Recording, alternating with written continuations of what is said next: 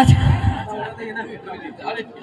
নমস্কার, কেমন আছেন? অনেকক্ষণ দাঁড়িয়ে আছে আমার মায়েরা, ভাবিরা, চাচিরা, বৌদিরা, দাদারা, ভাইরা, সকলে। আমার খুব ভালো লাগছে। দেবেশ দা একটু আগে বলছিলেন আবু বাকার গাজী সাহেবের কথা।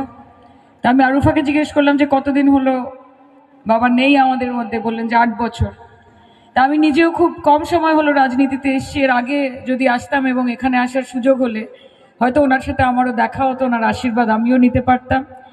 এবং রাজনীতিতে একটা খুব বড় কথা আছে, যেটা দেবেশ দা আবার বললেন যে উনি ছিলেন এমন একজন মানুষ যার কোনো শত্রু ছিল না। আমি জানি না রাজনীতি করব এবং শত্রু থাকবে না, এটা কি করে হয়, কিন্তু আবু বাকার সাহেব যদি থাকতেন ওনার কাছ থেকে হয়তো শিখতে পারতাম যে কিভাবে রাজনীতিতে থেকেও মানুষের ভালোবাসা সব জায়গা থেকে পাওয়া যায়। আমি মুকুলকে এবং আরুফাকে আমি অনেক অনেক শুভেচ্ছা জানাচ্ছি।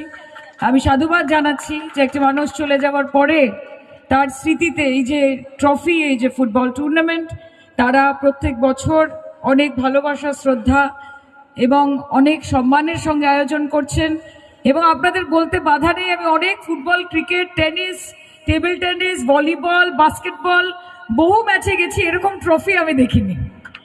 আমি কোনোদিন এই সাইজের ট্রফি আমি দেখিনি। আর এখানে এতগুলো প্রাইজ রাখা রয়েছে, আমার মনে হচ্ছে সবার জন্য কিছু না কিছু বরাদ্দ রয়েছে। কাজে এটা অনেক অনেক বড় ব্যাপার। দিব্যেন্দু এখানে রয়েছে, আপনাদের সকলের খুব চেনা, আপনাদের কাছের মানুষ, আমার অত্যন্ত পরিচিত, আমি খুব সম্মান করি ওনাকে।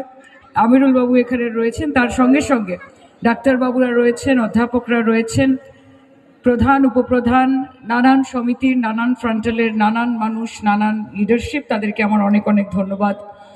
দেখুন, হ্যাঁ আমিরুল বললাম, আমিরুল বাবু বললাম, বেশি কিছু বলার নেই। খেলা তো আজকে এরা খেলবে, 26-এ আমরা খেলবো। কাজে খেলোয়াড় সবাই আছে এবং আমি মনে করি যে বাকিরা তো ছোটখাটো খেলোয়াড়, আমাদের নেত্রী, আমাদের দিদি হচ্ছেন কোচ। কাজে খেলোয়াড় হতেই পারেন বহু মানুষ, কিন্তু কোচ কোচই হতে হয়। তা আমি বলি যে রাজনৈতিকভাবে যারা মমতাদির সাথে লড়াই করছে, তারা যেই স্কুলে, যে রাজনৈতিক স্কুলে পঠন পাঠন করে, মমতা বন্দ্যোপাধ্যায় সেই রাজনৈতিক স্কুলের হেডমিস্ট্রেস। কাজে খেলা আজকেও হবে, খেলা 26-এও হবে। আমার মায়েরা রয়েছেন এখানে, তারা খেলবেন এবং একটার পর একটা গোল হবে। আমরা 2021-এ দেখেছিলাম যে ভাঙা পায়ে, দিব্যেন্দু, ভাঙা পায়ে 200 পার কে করেছিল? মমতা ব্যানার্জি। তো